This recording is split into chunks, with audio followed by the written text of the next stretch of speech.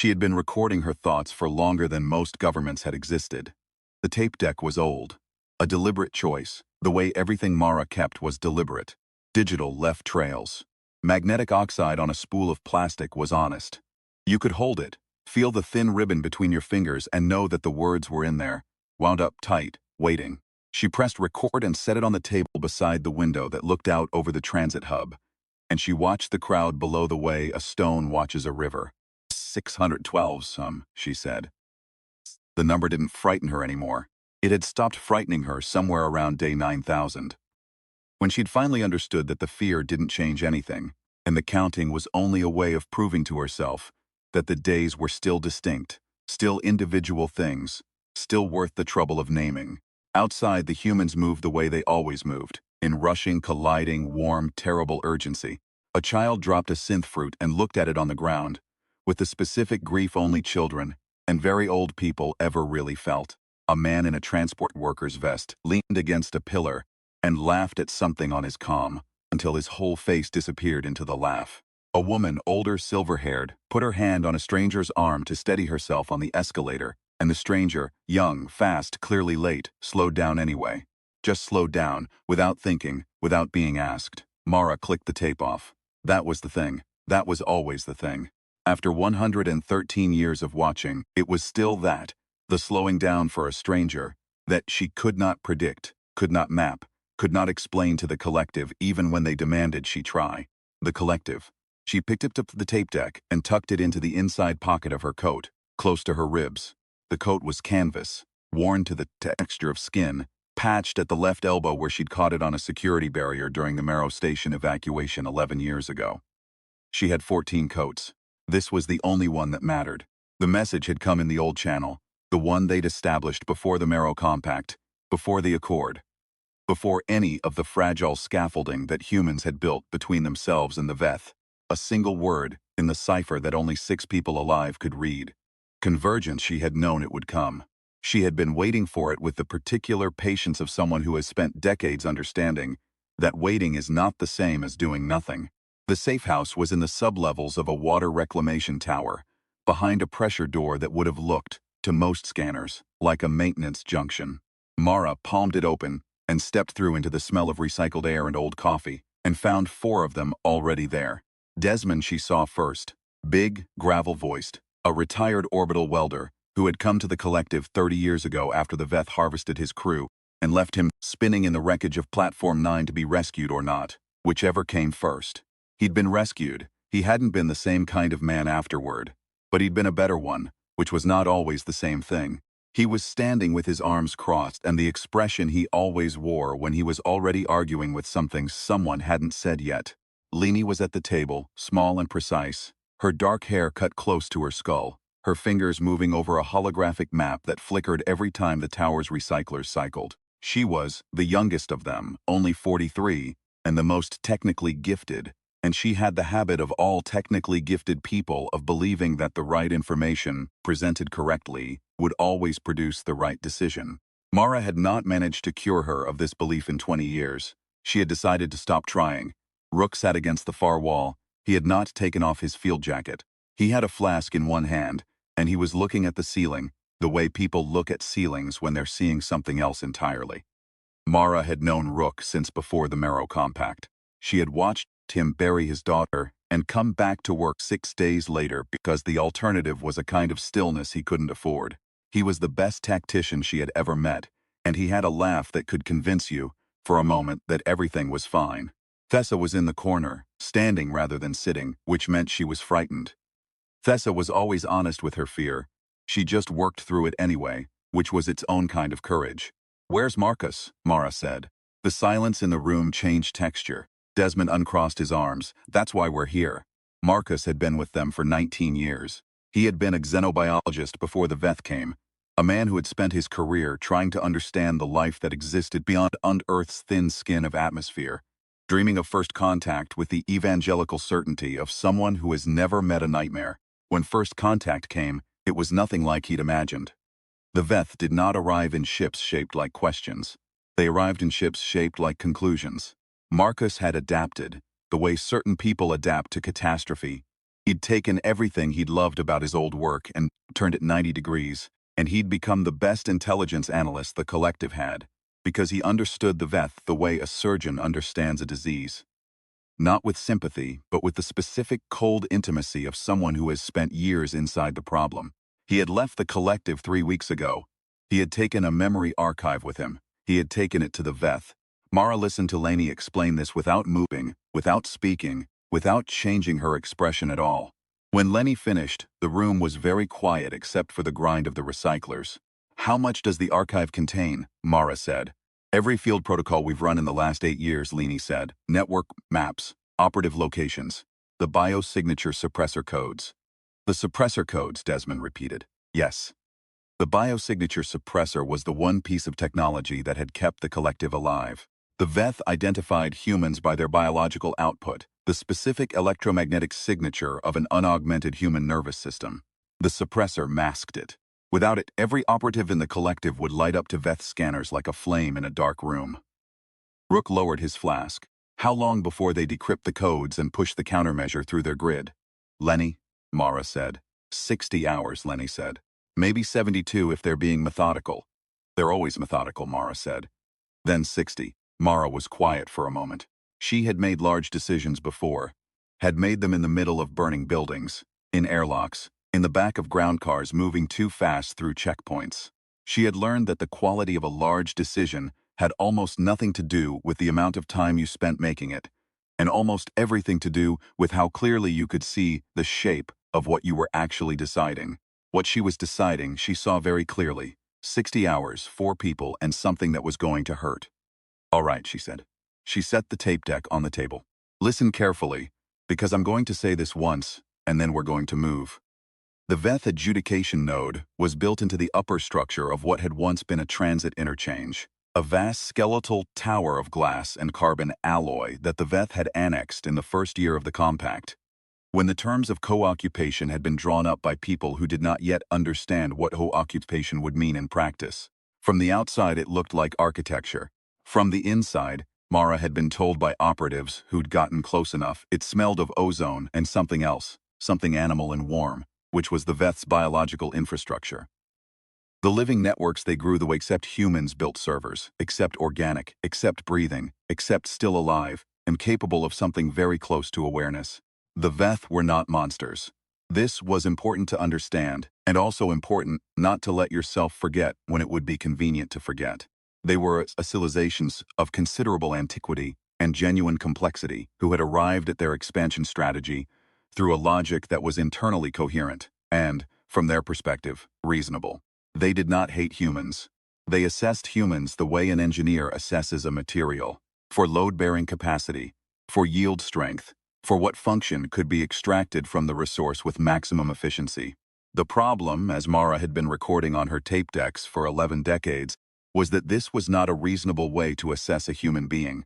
She had tried to explain this to adjudicator Velsoren twice in the early years, when the compact negotiations were still fluid enough to matter. Velsoren had listened with the patient, flat attention the Veth brought to all data inputs, and had then produced a 17-point response outlining why the concept of inherent worth independent of function was a cognitive artifact of biological mortality. Something humans had invented to cope with the fact that they died, which the Veth did not. And therefore it was not a value system but a coping mechanism.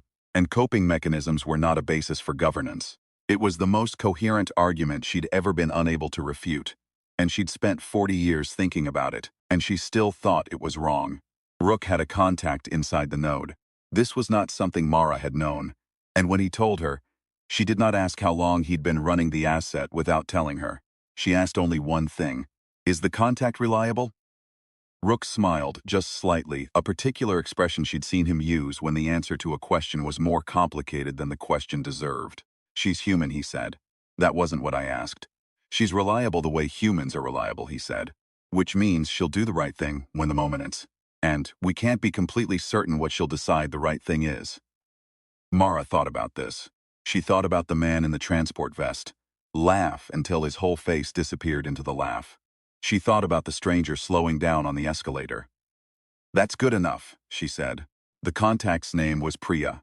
She had been working as a biological systems technician inside the node for 3 years. One of a small number of humans the Veth permitted inside their infrastructure, because human hands were still better than any tool they'd developed at certain kinds of fine-grain calibration work.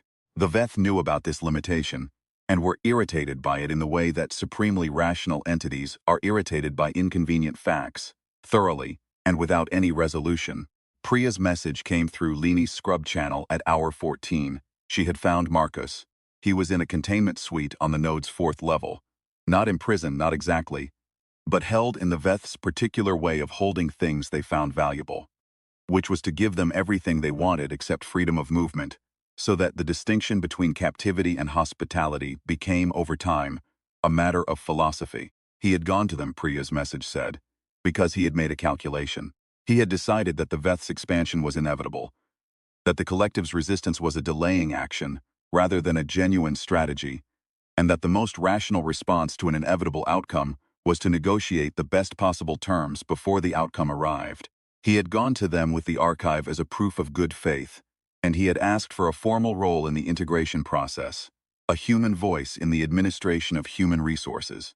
There was a word for this that Mara had not been able to make herself use for the 19 years she'd known Marcus, because she had been wrong about people before, and she had learned to leave room for complexity. She used it now, quietly to herself, and then she set it aside because words were not useful at this stage of the problem. What was useful was the fact that Marcus had sent Priya a message. One message, through a channel the Veth didn't know he knew existed, using a cipher Priya shouldn't have been able to read. The message was 4 words. The codes aren't there yet. Mara read it twice. She sat with it the way you sit with something that might be a gift or might be a trap, turning it over, looking at all its surfaces. Then she recorded a 12-second message onto the tape deck, rewound it, and handed it to Rook. "Get this to Priya," she said. "She'll know what to do." Rook looked at the tape deck. He looked at her.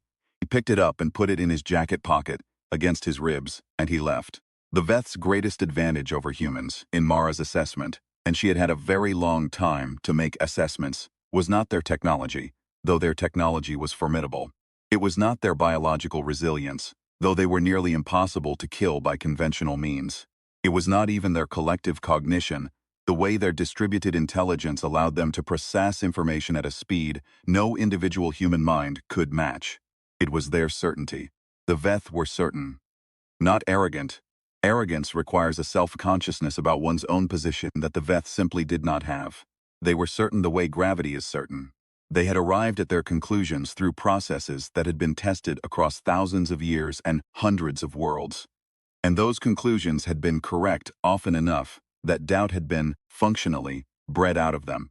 They did not consider that they might be wrong, because the historical evidence for their rightness was overwhelming. This was, Mara had concluded, their only actual weakness. Because humans were wrong all the time. Humans were wrong about small things, and catastrophic things, and personal things, and civilizational things, and the accumulated experience of being wrong had produced, over millennia, a species that had developed a very specific set of capacities, the ability to hold contradictory information simultaneously, to change course midway through a plan, to improvise under pressure, to find utility in failure, and most critically, to be surprised and to respond to surprise before the conscious mind had fully processed what was happening. The Veth called this chaos. They had extensive documentation on it. They had run models. Their models, Mara knew, were missing something. She had spent 40 years trying to articulate what, and the closest she'd gotten was this. The models assumed that human behavior under pressure trended toward self-preservation. And it did often, but not always. Sometimes under pressure, humans did the thing that had no survival value whatsoever. The thing that was simply right, or simply beautiful, or simply for someone else. And the Veth's models had no variable for that, because they had no category for an action that did not optimize for any measurable outcome. They could not model what they could not imagine. At hour 29, Leni cracked the outer access code for the node's biological network. She did it in a converted maintenance bay, 3 levels beneath the transit hub, surrounded by equipment that she'd assembled from parts that individually looked like nothing at all, and collectively looked like nothing the Veth's scanners would flag, because Leni understood Veth scanner parameters at a level that was almost reverent. the way a great forger understands the thing they're counterfeiting, with a closeness that borders on love. "I'm in the outer layer," she said. She had headphones on and a cup of cold coffee, and she hadn't slept in 22 hours. "I can see the archive partition." Mara was standing behind her. Desmond was at the door. Thesta was running counter-surveillance on the street level, via a network of dust-sized sensor nodes she'd spent a month seeding across the surrounding 4 blocks. "Can you pull the archive back?" Mara said. "Not without triggering the integrity alarm. The Veth flag any external data transfer from that partition. They'll see it immediately, but you can modify what's in it." Lenny turned to look at her. "Modify how?" "The suppressor codes," Mara said. "The ones in the archive. Can you change them?" Lenny looked at the screen. Mara could see her thinking, could see the specific quality of attention Laney brought to a problem that had just become interesting. The way a hunting dog goes still the moment the scent sharpens. "If I replace the actual codes with false codes," Laney said slowly, "the Veth decrypt them and push a countermeasure. But the countermeasure targets the false signature, not the real one. Their entire suppression system fails. Every scanner on their grid calibrated for the wrong frequency." "For how long?" "Until they figure out what happened," Mara said. "Long enough." Lenny turned back to the screen. "I can do this," she said. "But Mara, if they analyze the modification, they'll know someone was inside the network. They'll know it was us." "Yes," Mara said. "You're all right with that." "I'm all right with finishing this," Mara said. "Start working." Priya's second message came at hour 36. She had been moved to a different section of the node, she said. A biological calibration suite on the 7th level, which was above the level where Marcus was being held. She had delivered the tape. She didn't know if the message had gotten through.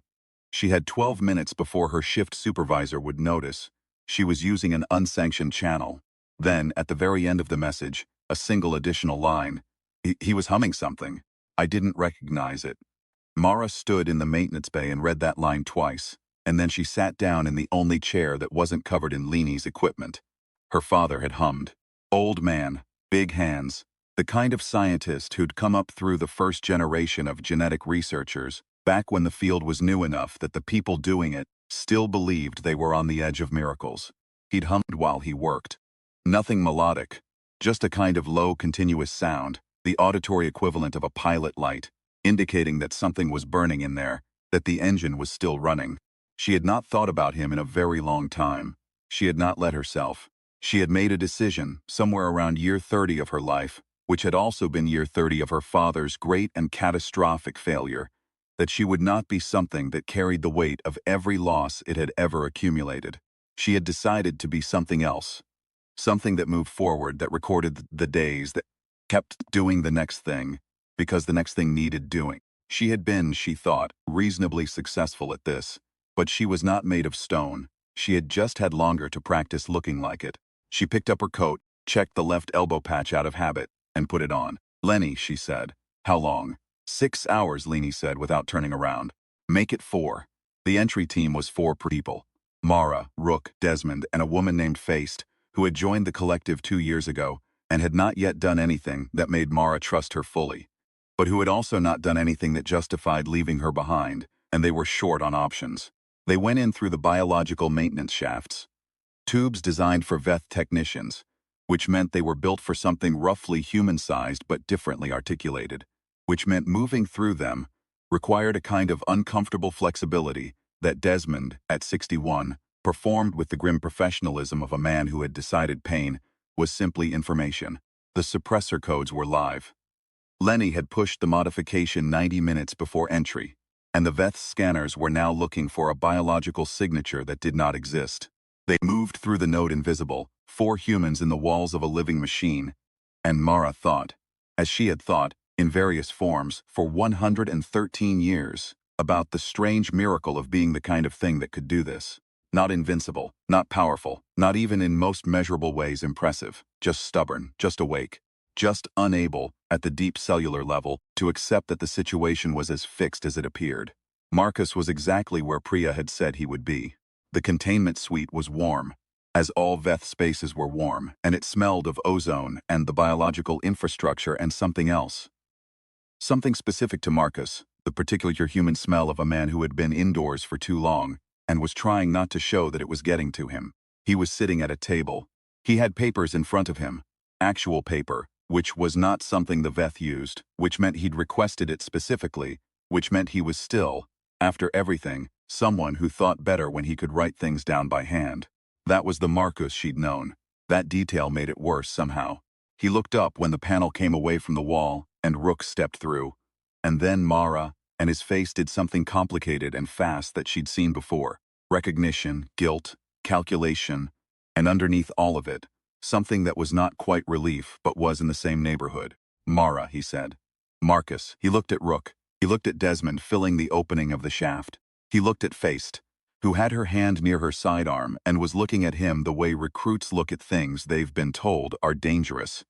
With the particular wideness of someone trying to be ready for a response that hasn't arrived yet. The tape, he said to Mara. You got it. I understand what you did, the codes. A pause. Was it Lenny? It was all of us. He nodded. He put his hands flat on the table, on the papers, and he looked at them for a moment. I was wrong, he said. It was not the sentence of a man performing remorse. It was the sentence of a man who has done the math and arrived at a result he doesn't like and is honest enough to say so. I know, she said. We can have the conversation later. Right now we need to move. The Veth are running blind, Rook said. Lenny gave us a window. It's getting smaller. Marcus stood. He picked up the papers from the table. Not all of them, just 3 sheets, folded once, tucked into his shirt. Whatever they were, they mattered to him enough to carry. Mara looked at that and said nothing. Follow Rook, she said. Stay close. Don't speak unless I tell you. He nodded. He followed Rook. She was last through the panel.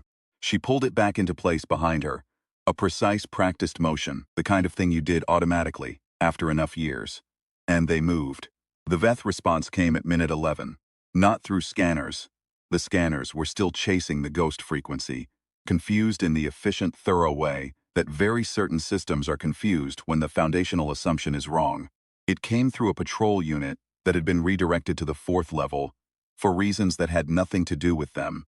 A routine infrastructure check that happened to bring 3 Veth adjuncts down the corridor outside the calibration shaft access point precisely when Desmond's shoulder was still visible through the gap. Mara heard the sound they made, a sound like the harmonic resonance of a very large string instrument, which was how the Veth communicated alarm. Not a word but a frequency that the biological network amplified instantly, and she did not think. She moved. She pulled the panel closed from the inside and she said very quietly, Feist. How many charges do you have? 4 magnetic disruptors, Feist said. I need 2. She placed them, by feel in the dark of the shaft, one against the panel seam, 6 meters back at the junction point. The Veth's biological network ran through the walls. Disrupting it locally would not destroy it. Nothing that small could, but it would create a signal gap, a zone of organic confusion that would read, on the node's internal monitoring, like a maintenance fault rather than a security event. She detonated the first one. The panel melted shut, seamlessly the way living tissue closes around a wound. She detonated the second. In the darkness, in the silence that followed, she heard Desmond exhale. A long, slow breath that contained within it an entire private conversation about pain and the decision to keep going anyway. Move, she said. They moved. The exit was the maintenance shaft's connection to the node's water recycling system. A function the Veth had inherited from the transit interchange's original infrastructure and had not troubled themselves to reroute, because it was below the threshold of systems they considered worth attention. Thessa had mapped it. Lenny had confirmed the timing.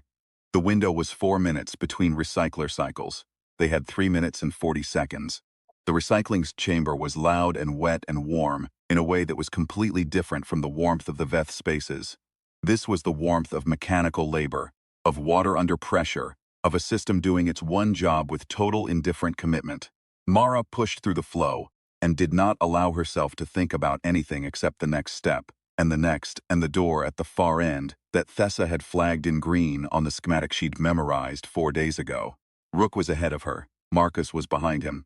Desmond was behind Marcus, and Feist was behind Desmond, and Mara was last, the way she was always last, because she had decided long ago that the person who closes the door should be the person who can afford to be the last one through. She could afford it. That was the one clear advantage of her particular situation.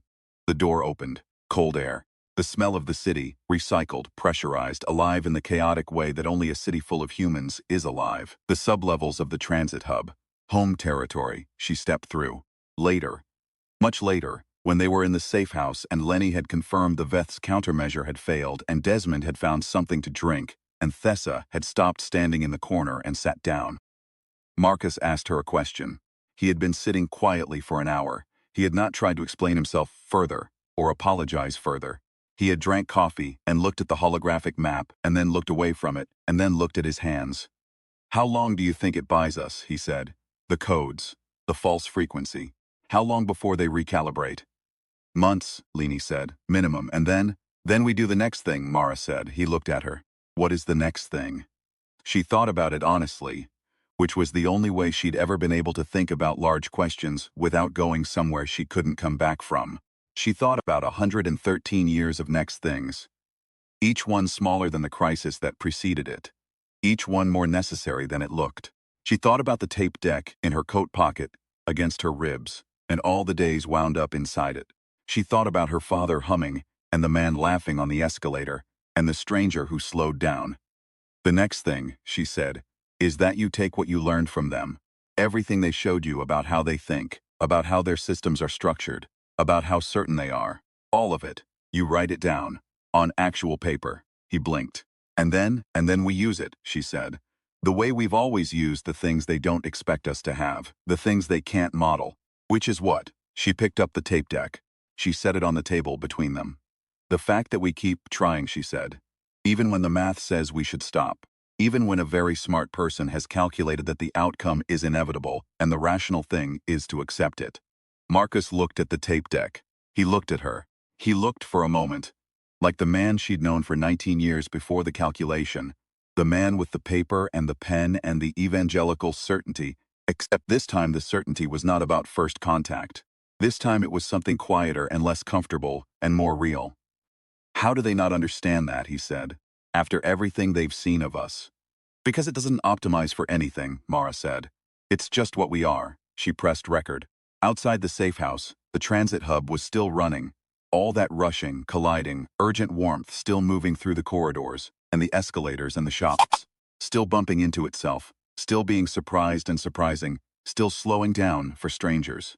"Day 41,654, she said, and let the tape run. 3 weeks later, Adjudicator Velsoran convened an emergency session of the Veth Expansion Council. The agenda contained one item, the anomaly in human behavioral modeling that had produced the node infiltration event. The council had the data. They had Marcus's papers, which Priya had photographed before the suite was swept. They had the infiltration logs, reconstructed from the corrupted biological network. They had the modified suppressor codes, and the false frequency signature, and the sequence of decisions. 6 humans, 11 weeks. No resources that their models would have classified as adequate, operating against a system their models classified as effectively impenetrable. The council processed it for 4 hours. Then Velsoran submitted a formal query to the collective intelligence. Was there a systemic error in the predictive model for human behavior under resource constraint?